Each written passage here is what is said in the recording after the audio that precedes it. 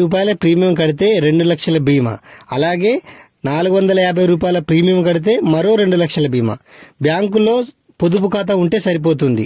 మీకు ఈ బీమాలకు అందరూ అర్హులే. బ్యాంకు పొదుపు ఖాతా ఉందా లేదా అనేది మీరు చెక్ చేసుకోవాల్సిన అవసరం ఉంది.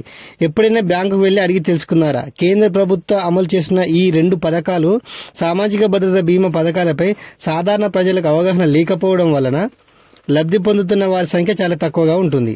బ్యాంకు పొదుపు ఖాతాలో ఉన్న ప్రతి వినియోగదారుడికి ప్రధానమంత్రి సురక్ష బీమా యోజన కింద కేవలం సంవత్సరానికి 20 రూపాయల ప్రీమియం తీసుకొని విలువైన 2 లక్షల రూపాయల జీవిత బీమాను కల్పిస్తున్నారు.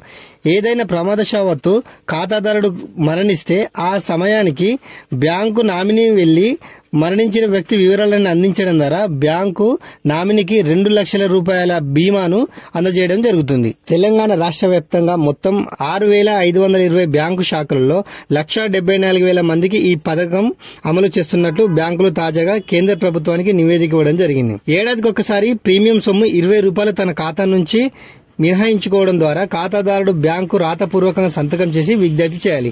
కొన్ని శాఖలు ఈ లేఖను ఏటా తీసుకోవాలన్న నిబంధనలు అమలు చేస్తున్నాయి.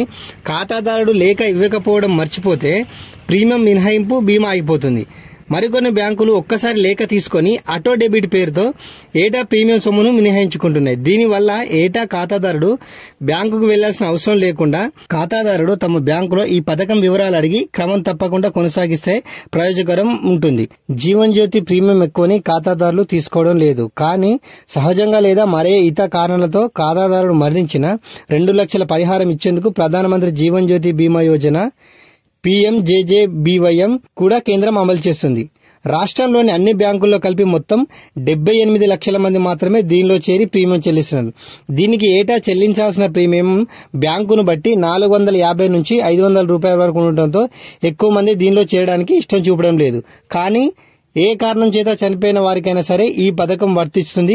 2 లక్షల రూపాయలు వస్తాయని బ్యాంకుల ద్వారా ప్రచారం కరువైంది. నిరుపేదలకు, దిగువ మధ్యతరగతి కుటుంబ యజమానులు ఒకవేళ కన్నుమూసినసో ఆ సందర్భాల్లో కుటుంబాల సామాజిక భద్రత కోల్పోయే అవకాశం ఉంది. ఈ 2 పథకాలను ఖచ్చితంగా అమలు చేయాలని అన్ని బ్యాంకులకు కేంద్ర ప్రభుత్వం గతంలో సూచనలు ఇవ్వడం జరిగింది.